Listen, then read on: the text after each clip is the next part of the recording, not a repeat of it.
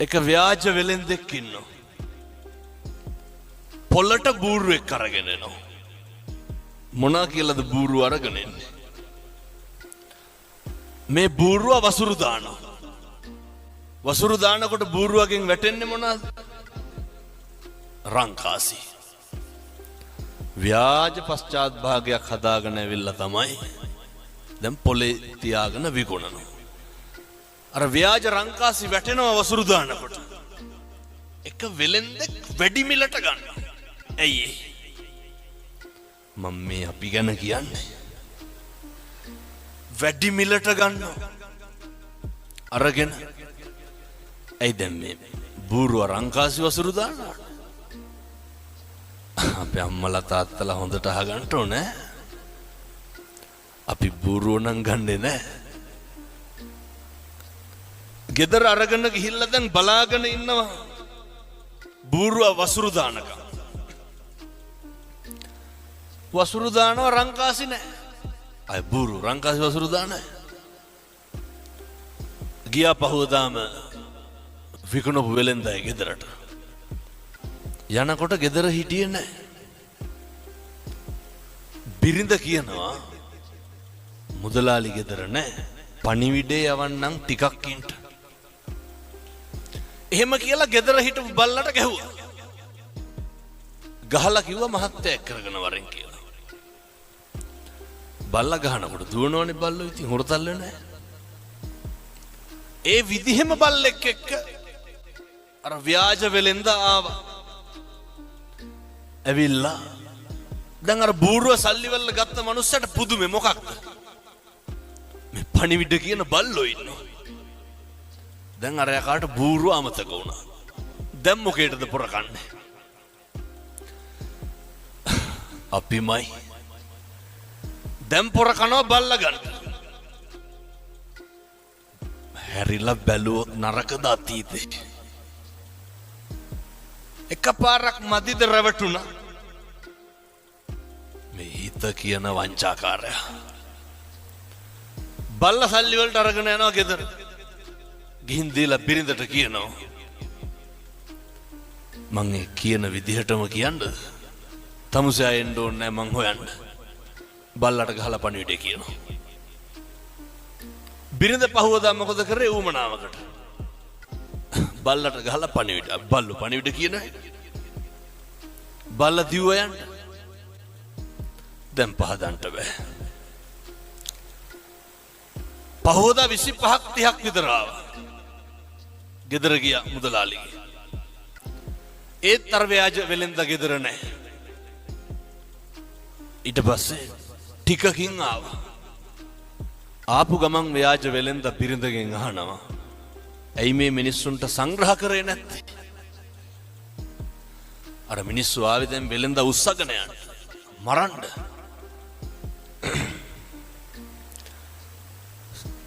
සංග්‍රහ කරේ නැත්තේ ඇයි කියලා අහන්න ගමන්ම ව්‍යාජ වෙලෙන්ද මොකද කරන්නේ? ව්‍යාජ පිහියකින් බිරිඳගේ බෙල්ල කපනවා. ව්‍යාජයි හොඳේ. අර ගෑනිත් වැටෙනවා. අර ආපු මිනිස්සු සේරම තක්කු මුක් වෙනවා. මොකේද? බෙල්ල කැපුවානේ. අහනවා ඇයි මැරුවේ? නෑ මට කේන්ති ගියා ඔය කට්ටියට සලකපු නැති හින්දා. දැන් මිනිස්සු අහන දැන් කොහොමද පණ ගන්න? ඒකට බය වෙන්න එපා. මං ගාව නලාවක් තියෙනවා. නලාව ගහපු ගමන් එනවා පණ එනවා. බොරුවටනේ වැටුනේ. දෙපාරයි නලාව පිම්බි අර ගෑනු කෙනා නැගිට්ටා. දැන් ආපු සේරම පොර කනවා මොකේද? නලාව සල්ලි වලට ගන්න. පොර කාලා අරගෙන ගියා. ඔය අපේ තාත්තලාටත් හිතිලා නැද්ද එහෙම? කොච්චර කියලාද මේ අම්මලාට තෝ මරනවා කියලා.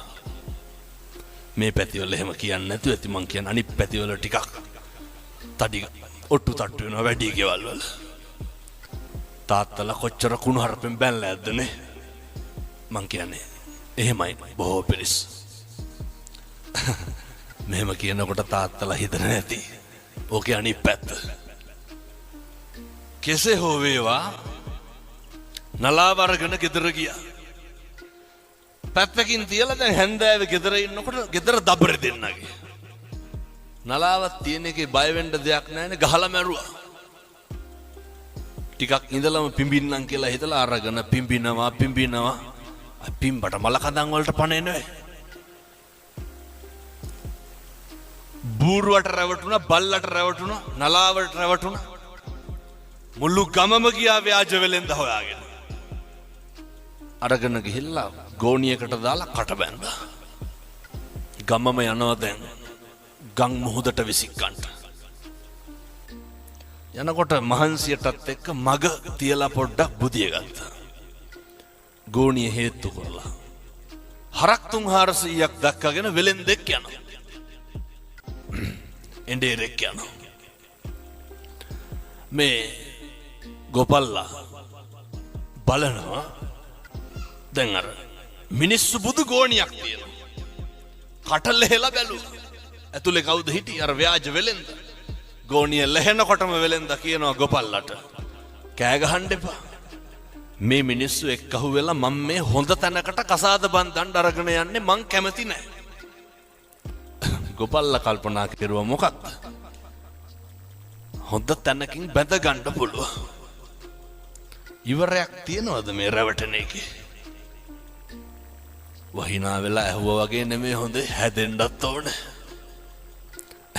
අපි හැදෙන්නේ නැහැ. අය මේ ජීවිතය යන පළවෙනි බණයි. කොච්චරවත් අහලා ඇති ඔයිට කලින්.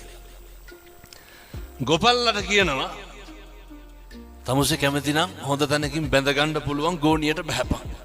ගෝපල්ලත් ඒකමයි කාර්යය කියලා ගෝණියට බහිනවා. ව්‍යාජ වෙලෙන්ද කට බැඳලා හරක් ටිකක් තරම් ගෙදර යනවා. ගමේ මිනිස්සු මොකද කරන්නේ? ගෝණිය පිටින් අරගෙන ගිහිල්ලා මුහුදට විසික්කනවා.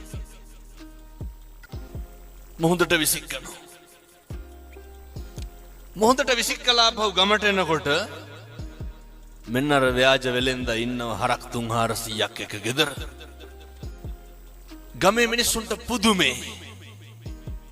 ගමේ මිනිස්සු අහනවා දැන් මුහුදට දාලා අපි කොහොමද දැන් මේ ගෙදර ඉන්නේ? ව්‍යාජ වෙලෙන්ද කට උල් කරලා කියනවා ඔයාලා මාව මුහුදට විසික්කා. මේ ශ්‍රියාකාන්තාව වැඩියා. මං වඩා ගත්තා. හරක් 300ක් එක ගොඩින් තිබ්බා. දැන් ගමේ උන් පොර කනවා මොකේද? ශ්‍රියාකාන්තාවගෙන් හරක් ගන්න. අහනවා ව්‍යාජ වෙලෙන්දගෙන් අපිටත් බැරිද අරන් ගන්න? ලැජ්ජ නැති හැටි. වෙලෙන්ද මොකද කියන්නේ? පුළුවන්. මුළු ගමම බස්සනවා ගෝණි වලට. කට බැඳලා ගිහිල්ලා මොහොතට දානවා. ඉතුරුනේ කවුද? ව්‍යාජ වෙලෙන්ද විතරයි. කවුද මේ ව්‍යාජ වෙලෙන්ද? මේ අපේ විඥානේ. ඒක පවතිනවා දිගටම හොඳේ. මේක හැම තැනටම යනවා.